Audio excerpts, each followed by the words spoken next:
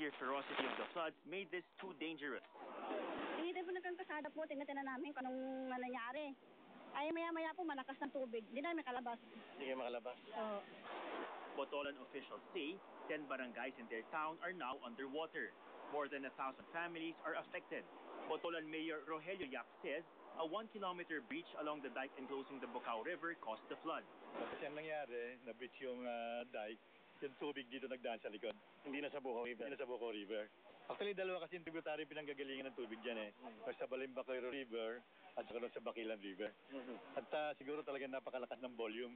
Rescue teams had to brave the raging waters to evacuate people trapped by the floods. One of those rescued was this 9-month-old baby. Zambales has already declared a state of calamity because of the floods. Meanwhile, 3 foreign tourists and 2 Filipino guides died after they got swept away by flash floods on Mount Pinatubo. The 3 foreigners were part of a French tour group who climbed Mount Pinatubo yesterday despite the stormy weather. Inabutan sila ng biglang bugso ng rainwater doon sa O'Donnell River. Wala namang ibang pupuntahan sa area na yun, kundi talagang puro ilog yung lugar na yun. Makikita mo yung area, talagang inabot ng tubig yung mga portion na hindi dapat abutin.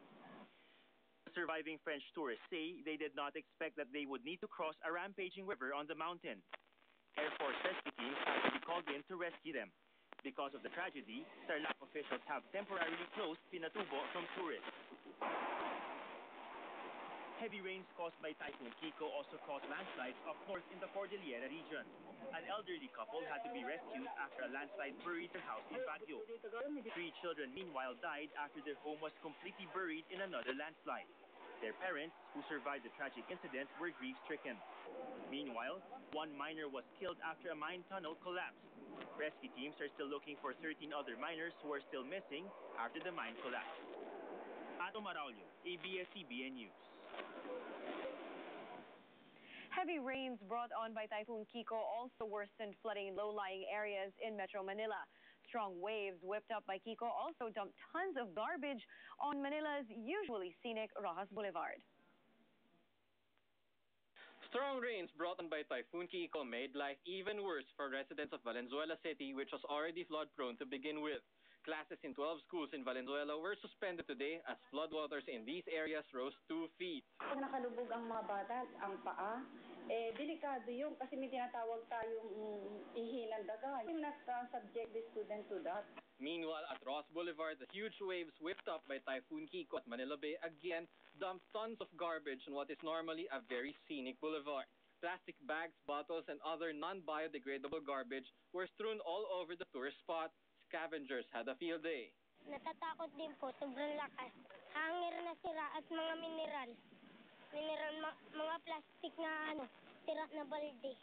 But the MMDA was alarmed over the volume of garbage the waves were dumping on Ross Boulevard. The MMDA revealed that the main drainage for South Manila was located beneath Baywalk and several areas would get flooded if garbage was allowed to clog it.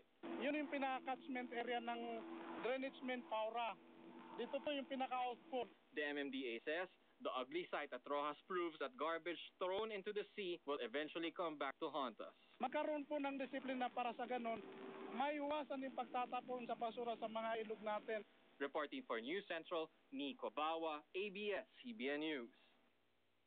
Meanwhile, search and rescue teams are looking for a fishing boat which went missing in Occidental Mindoro at the height of Typhoon Kiko. The Philippine Coast Guard says the FB Maricris has been missing since yesterday. The boat had 17 passengers and crew on board. 3 bodies have been washed ashore in several areas in Mindoro, but authorities are not certain if these came from the missing boat. Meanwhile, the Coast Guard rescued 3 Chinese nationals whose vessel capsized near Verde Island in Mindoro.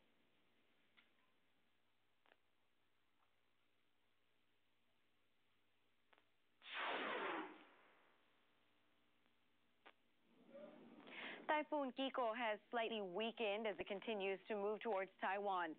Kiko was last spotted 290 kilometers north of Basco, Batanes, and packs winds of up to 140 kilometers per hour near the center.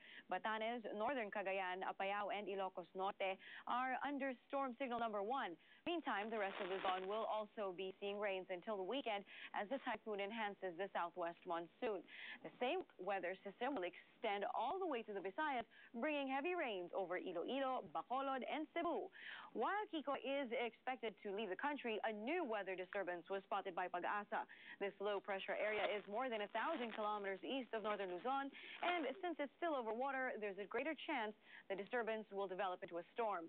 Metro Manila is expected to remain relatively cool thanks to the rains, with temperatures ranging from 25 to 30 degrees Celsius.